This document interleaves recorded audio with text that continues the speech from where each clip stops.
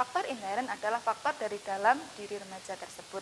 Misalnya seperti faktor kepribadian, faktor karena krisis identitas, faktor status dan peranan dalam masyarakat, dan lain sebagainya. Assalamualaikum warahmatullahi wabarakatuh. Musade berkarakter berbudaya. Halo, apa kabar anak-anakku kelas 9 SMP Muhammadiyah 1 Depok? Semoga semuanya dalam keadaan sehat walafiat ya. Amin. Walaupun masih dalam keadaan pandemi COVID-19, Vika harap anak-anakku semuanya tetap semangat dalam mengikuti pembelajaran secara daring dan tetap jaga kesehatan dan patuhi protokol dengan cara mencuci tangan dengan bersih, menggunakan masker ketika bepergian, dan menjaga jarak. Sebelum memulai pembelajaran, marilah kita berdoa dengan mengucapkan basmalah secara bersama-sama. Bismillahirrahmanirrahim. Terima kasih. Untuk daftar hadir, silakan anak-anakku semuanya menuliskan nama dan kelas di kolom komentar. Pada pembelajaran sebelumnya, kita sudah membahas tentang materi dampak negatif globalisasi, yaitu salah satunya kenakalan remaja.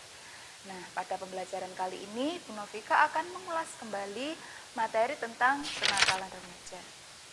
Nah, tujuannya apa?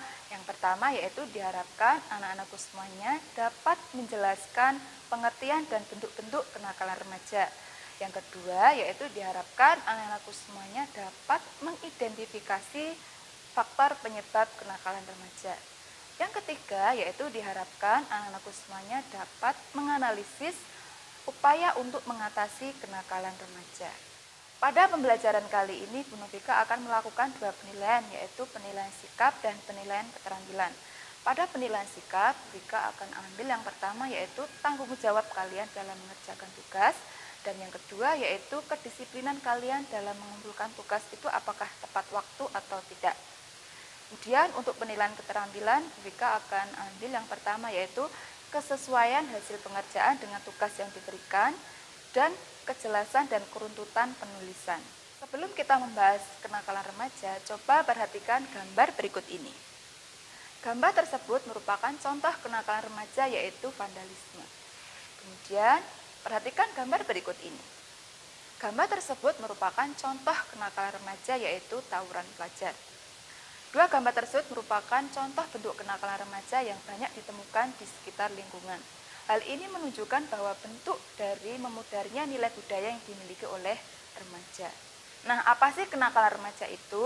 Kenakalan remaja dapat diartikan sebagai semua perbuatan anak remaja yang berlawanan dengan ketertiban umum atau nilai dan norma yang diakui masyarakat yang ditujukan pada orang, binatang, atau barang-barang yang dapat menimbulkan bahaya dan menimbulkan kerugian bagi pihak lain. Nah, bentuk-bentuk kenakalan remaja itu apa saja sih? Ya, yang pertama yaitu kenakalan remaja yang menimbulkan korban fisik pada pihak lain. Contohnya seperti pembunuhan, perkelahian, tawuran, dan sebagainya. Yang kedua yaitu kenakalan remaja yang menimbulkan korban materi. Misalnya seperti pencurian, terus pemerasan. Kemudian yang ketiga yaitu kenakalan remaja yang tidak merugikan pihak lain. Contohnya seperti penyalahgunaan narkoba, terus minum-minuman keras, dan lain sebagainya. Yang keempat yaitu kenakalan remaja yang melawan status. Misalnya sebagai seorang pelajar kalian membolos sekolah, terus misalkan sebagai seorang anak misalkan kalian kabur dari rumah atau membantah orang tua. Itu merupakan contoh dari kenakalan remaja yang melawan status. Dan yang terakhir yaitu kenakalan remaja non-kriminal, yaitu remaja yang cenderung tertarik pada sifat yang menyendiri, apatis terhadap kegiatan masyarakat atau sekolah, mudah tersinggung, dan sebagainya. Selanjutnya, faktor apa saja sih yang dapat menyebabkan kenakalan remaja itu? Ya, yang pertama yaitu faktor intern. Faktor intern adalah faktor dari dalam diri remaja tersebut. Misalnya seperti faktor kepribadian, faktor karena krisis identitas, faktor status dan peranan dalam masyarakat, dan lain sebagainya. Kemudian yang kedua yaitu faktor ekstern. Nah, faktor ekstern ini adalah faktor yang berasal dari luar diri remaja tersebut. Misalnya seperti faktor lingkungan keluarga, faktor kontak sosial dari lembaga masyarakat yang kurang baik, faktor lingkungan alam, dan faktor kesenjangan ekonomi dan disintegrasi politik. Nah, bagaimana sih cara mengatasi kenakalan remaja itu? Yang pertama yaitu menguatkan sikap mental para remaja agar mampu menyelesaikan persoalan yang dihadapinya. Yang kedua yaitu memberikan pendidikan tidak hanya pendidikan pengetahuan dan keterampilan, tetapi juga pendidikan agama, pendidikan kepribadian, pendidikan mental, dan pendidikan budi pekerti.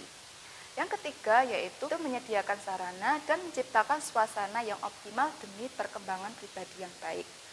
Yang keempat yaitu menyelenggarakan diskusi kelompok dan memberikan kesempatan untuk menyatakan pendapat dan pandangan para remaja dan memberikan pengarahan yang positif. Dan yang kelima yaitu mendirikan tempat latihan untuk menyalurkan kreativitas para remaja. Demikian materi yang dapat Bu Vika sampaikan pada pembelajaran kali ini. Bu Vika akan memberikan tugas berbasis proyek yaitu membuat clipping tentang kenakalan remaja. Dalam tugas berbasis proyek ini ada 3 tahapan yang harus kalian lakukan. Yang pertama yaitu tahap perencanaan, dan yang kedua yaitu tahap pelaksanaan, dan 3 yaitu tahap melaporkan hasil. Pada tahap perencanaan, apa yang harus kalian lakukan?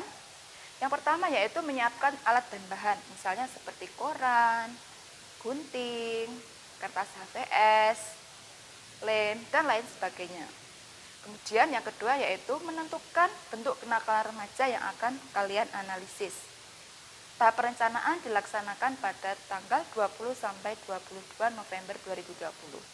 Yang kedua yaitu tahap pelaksanaan. Pada tahap pelaksanaan ini dikerjakan pada tanggal 23 sampai 25 November 2020. Nah, pada tahap pelaksanaan ini yang harus kalian lakukan yaitu yang pertama yaitu mencari 3 berita tentang bentuk kenakalan remaja sesuai dengan perencanaan yang kalian lakukan tadi.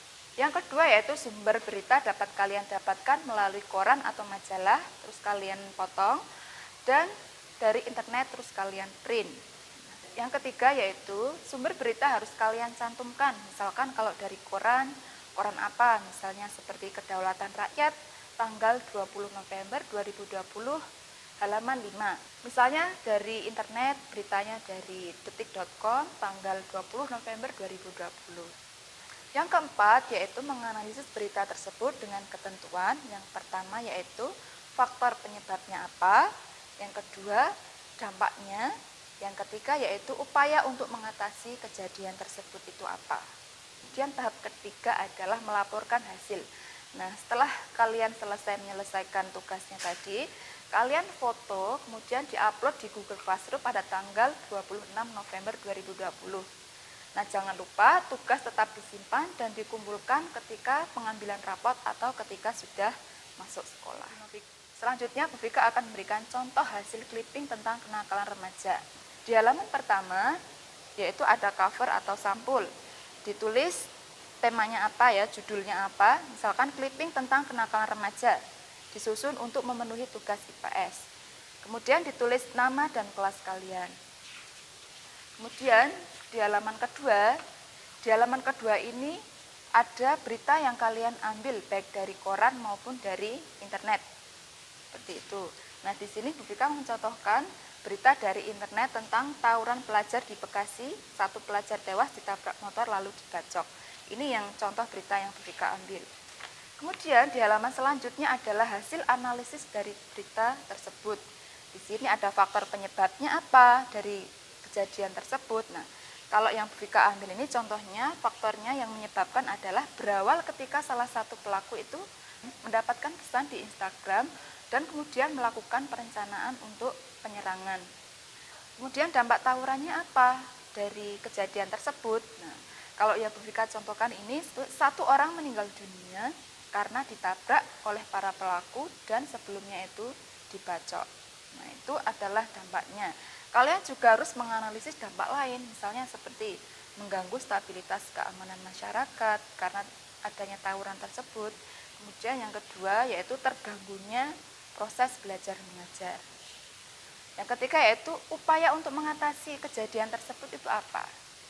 Nah, kalau di sini Bu Vika contohkan yang pertama yaitu menegakkan sanksi hukum yang tegas, menguatkan sikap mental remaja agar dapat menyelesaikan persoalannya dengan baik, terus memberikan pendidikan mental, pendidikan agama dan budi pekerti, dan solusi terakhir yaitu mendirikan tempat latihan untuk menyalurkan kreativitas para remaja.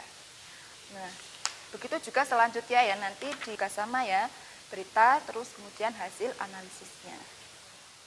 Cukup sekian pembelajaran pada kali ini. Apabila ada pertanyaan terkait tentang tugas, silakan hubungi Bu Vika. Harapannya anak-anakku semuanya dapat mengumpulkan tugas dengan tepat waktu. Terima kasih, semoga ilmunya dapat bermanfaat. Wassalamualaikum warahmatullahi wabarakatuh.